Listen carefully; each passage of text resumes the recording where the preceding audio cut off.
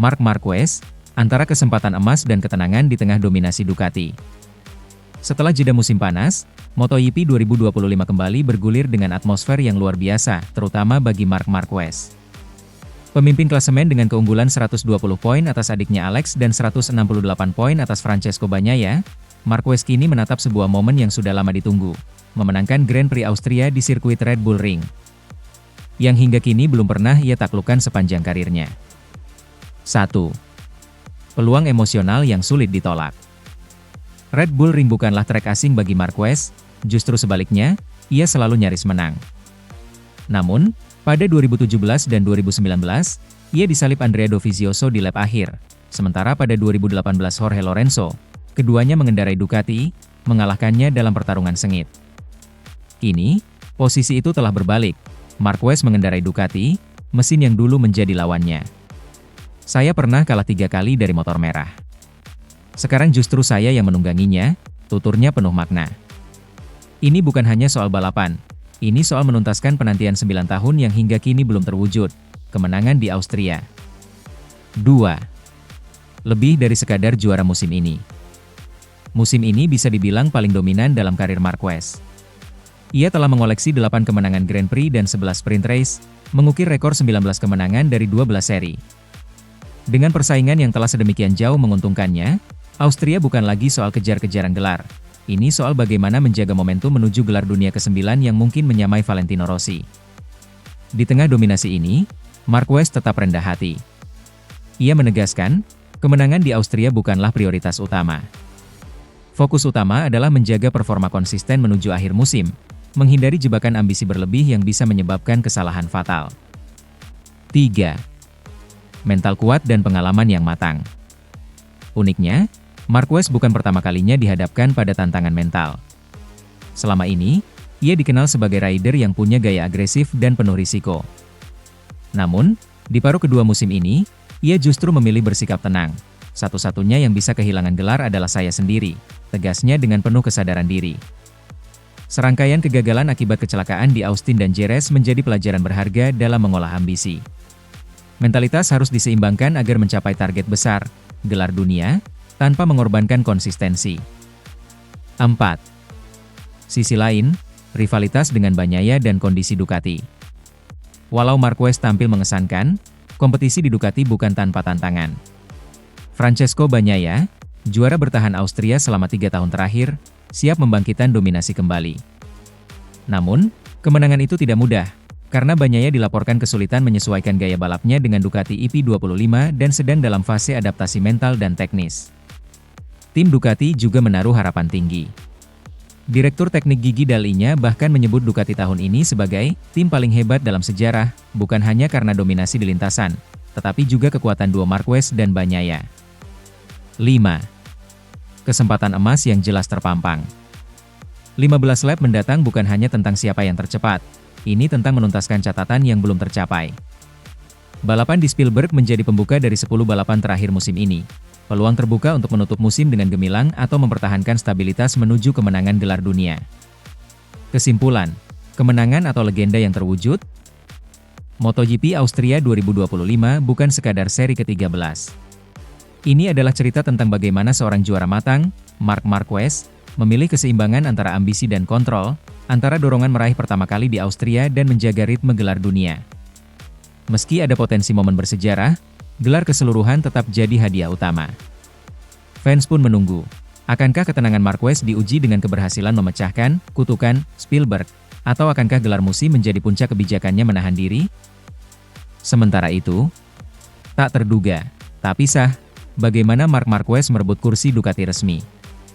Musim MotoGP 2025 mulai terasa seperti adegan film blockbuster, dengan drama, perubahan tak terduga, dan klimaks yang menyentak. Puncaknya tiba ketika Ducati mengumumkan perekrutan Marc Marquez, keputusan yang banyak dianggap mustahil hanya beberapa tahun lalu. Kini, para fans dan pengamat pun terus bertanya, bagaimana mungkin legendaris Honda itu justru berlabuh ke pangkuan Ducati? Dari derita ke harapan baru. Setelah cedera parah yang memaksanya absen 2 musim penuh, Marc Marquez muncul kembali dengan semangat baja dalam 1 tahun bersama Gresini Racing. Pertarungan fisik dan mentalnya, 4 operasi dan pencarian kembali performa terbaik, akhirnya mengantarkannya ke Ducati Satelit, area yang seolah menjadi palagan pemulihan kembali sang juara. Kejutan terbesar kemudian terjadi. Ducati memindahkannya ke tim resmi, menggantikan Enea Bastianini dan mengalahkan kandidat kuat lainnya, Jorge Martin. Strange, but now he is absolutely delivering. Meski banyak yang menilai keputusan tersebut sebagai langkah berani, atau bahkan nekat, Enea Bastianini sendiri menanggapinya dengan elegan. Awalnya memang terasa aneh, tapi sekarang tidak ada yang bisa meragukan permainan Marquez. Poin ini menjadi penegas bahwa performa luar biasa sang pembalap telah membuat keputusan itu masuk akal. Utopian, jadi kenyataan. Sekilas, memikirkan Marquez mengenakan helm merah Ducati tampak seperti utopia. Dominasi Honda, gelar-gelar MotoGP, adalah identitasnya. Namun perubahan datang. Bagi Ducati, kesempatan ini adalah investasi besar, menghadirkan pembalap terhebat di dekade terakhir ke skuad pabrikan. Gigi Dalinya, arsitek teknis Ducati, menyebut timnya kini memiliki dua terbaik dalam sejarah tim, Marc dan Pecco Bagnaia, yang meski kompetitif, dianggap masih kalah performa. Serangan panik atau manuver brilian? Muncul pula suara kritis. Carlo Pernat, yang saat itu mewakili Bastianini, menyebut langkah Ducati sebagai pengkhianatan terhadap citra tim yang sebelumnya dikenal sebagai pucuk pembinaan talenta. Tapi saat melihat hasil di sirkuit, mustahil lagi membantahnya. Ducati justru menjaga reputasi mereka sebagai tim yang memahami dinamika kejuaraan, kadang mengikuti hati, terbesar, Marquez, bukan sekadar jalur lama.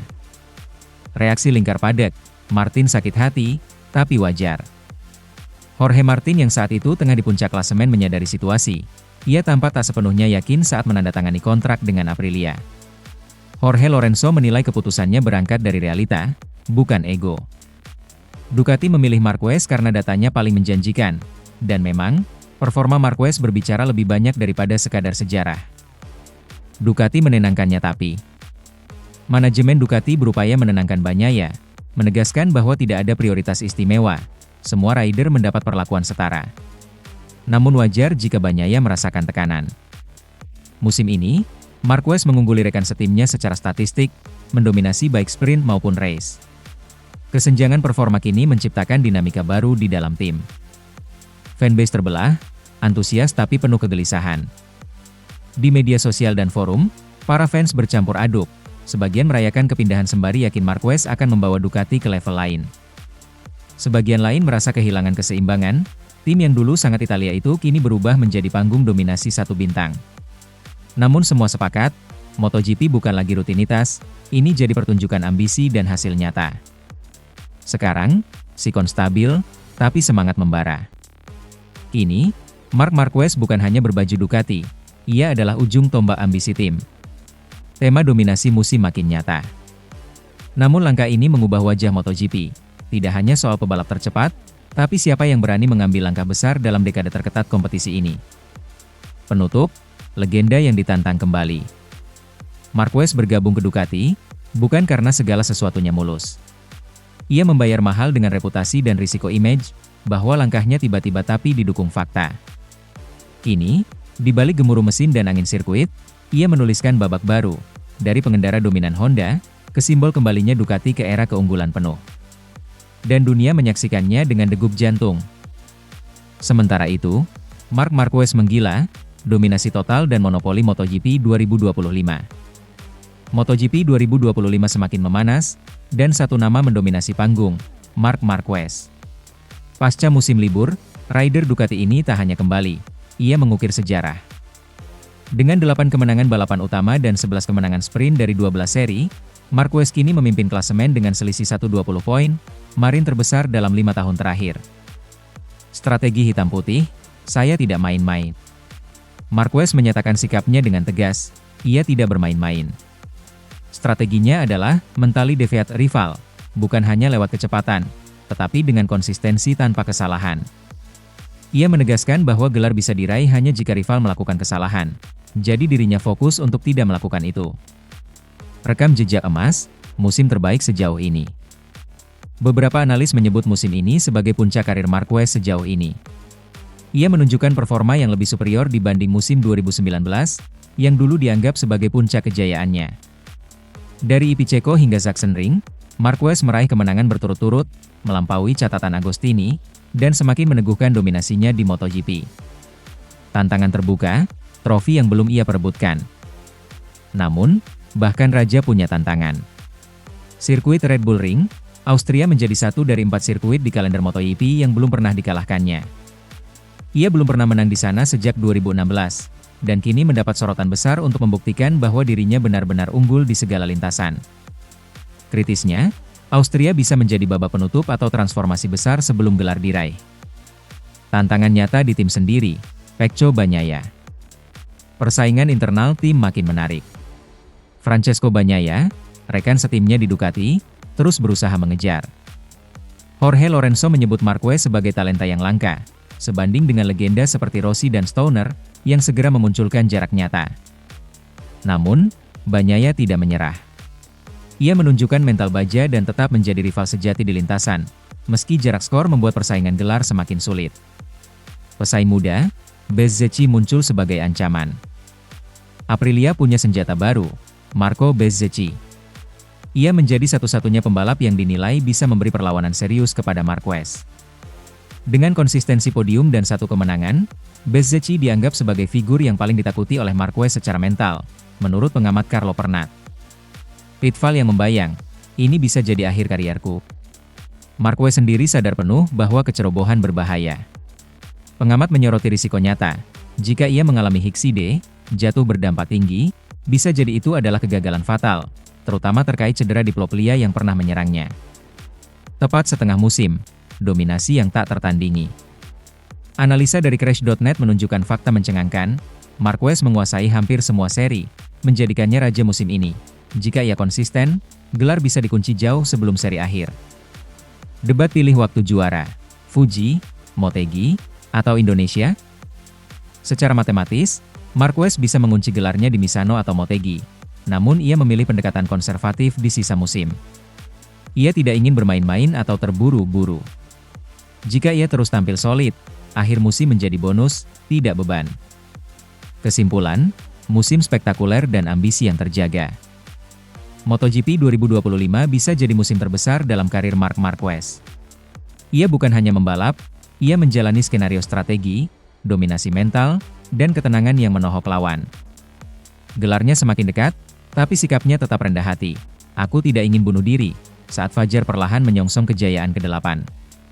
Pertanyaannya kini, akankah Marquez menutup musim sebagai legend salah satu terbesar sepanjang masa, karena bukan hanya kecepatan, tapi pendekatan balap yang matang dan penuh perhitungan? Sementara itu, menjelang seri pertama MotoGP di Hungaria dalam lebih dari 3 dekade, ketegangan dan antusiasme mengiringi langkah tim Ducati dan Marc Marquez menuju trek baru yang menjanjikan tantangan tiada tara, Balaton Park.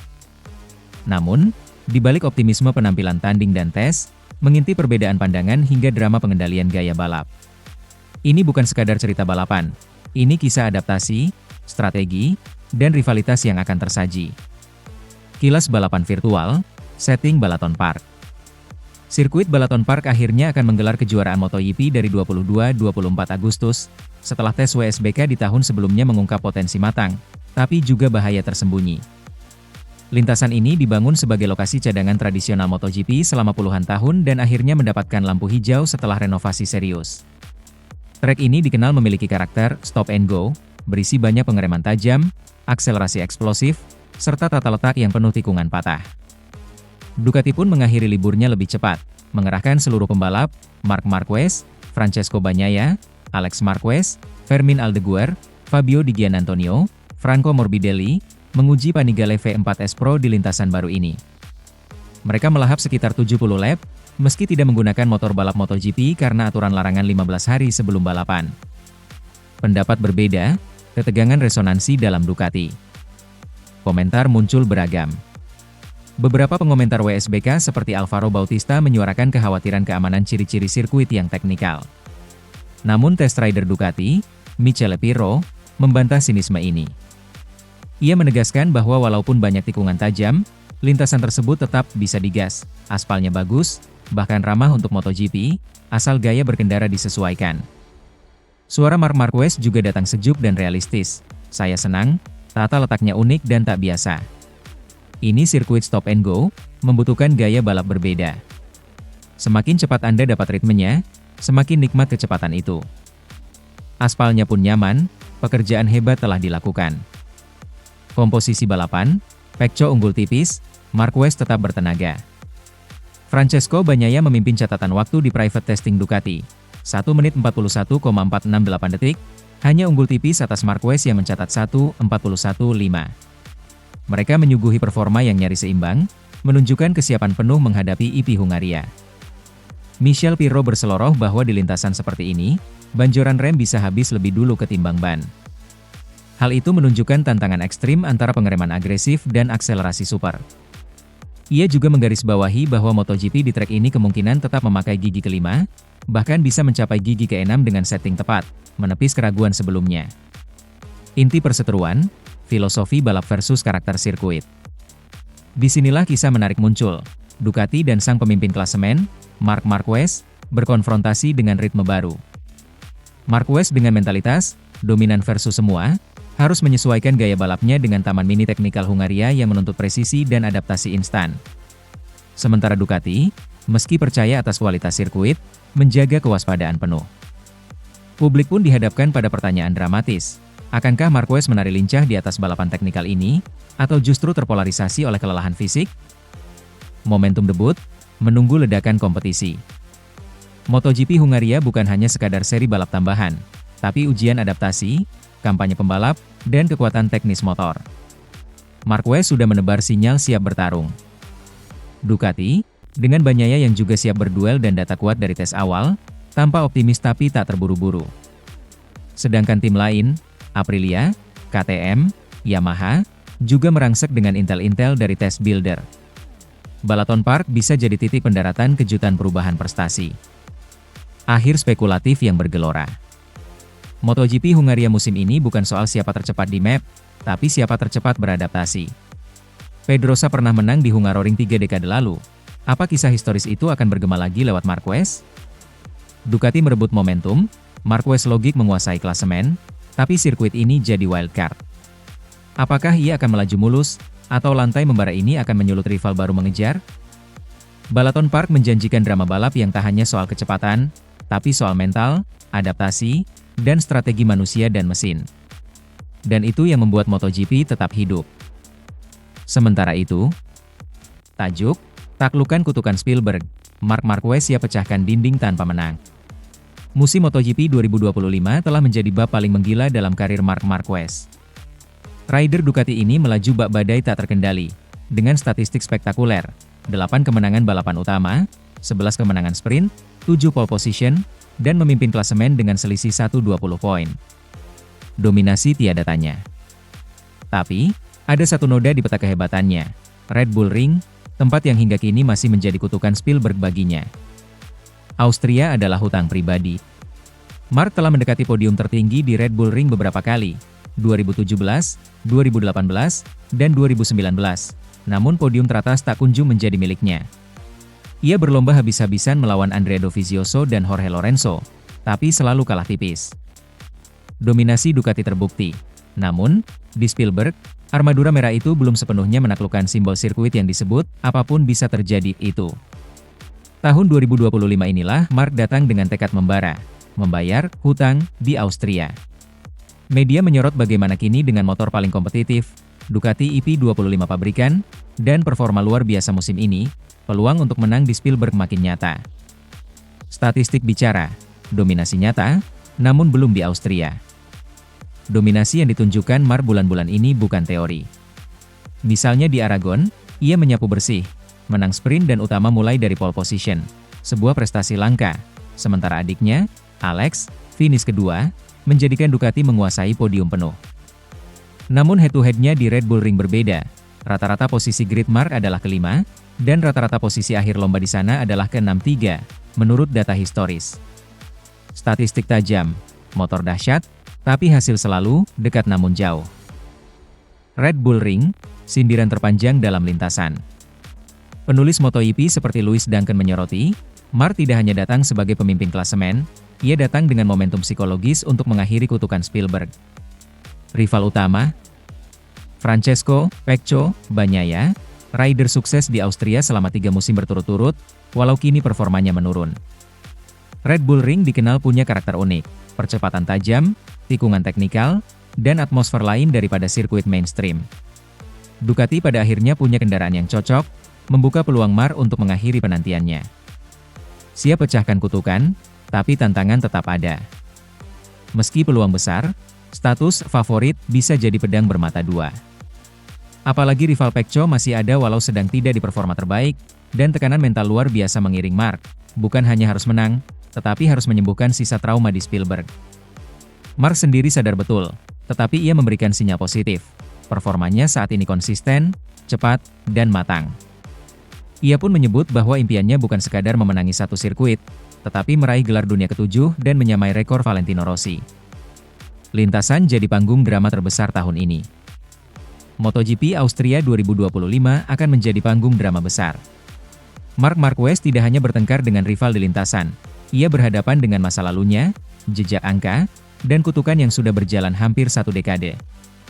Jika ia menang, bukan cuma sejarah yang dirubah, tetapi naskah raksasa legenda yang menyentuh puncak-puncak emosional tempatnya tumbuh sebagai ikon. Jika gagal, gelar dunia masih di tangan, tapi pertanyaan tentang Spielberg tetap menghantui. Kesimpulan, haruskah kita sebut ini momen penebusan? Akhir pekan ini bukan cuma soal adu kecepatan. Itu soal momen penebusan, tentang pembalap yang dengan sabar menunggu kesempatan untuk menghapus batas terakhir di peta dominannya. Acap kali dalam sejarah MotoGP, momen kosong seperti ini, belum pernah menang di sirkuit tertentu, menjadi katalis munculnya legasi baru. Austria bisa jadi titik balik di MotoGP 2025, jika Marc berhasil menundukkan Spielberg tanpa kompromi. Bagaimana menurutmu? Apakah akhir pekan ini akan menjadi bab paling heroik dalam karir Marc Marquez? Tulis di komentar, dan saksikan bersama saat ia menantang takdir di Red Bull Ring. Sementara itu, ketegangan memuncak, Marc Marquez versus Massimo Rivola, Aprilia tantang Dewa MotoGP. Musim MotoGP 2025 bukan sekadar pertarungan kecepatan dan strategi, ini adalah narasi konflik emosional antara pribadi dengan ambisi, legenda dengan penantang, dan panggung balap dengan birokrasi ambisius.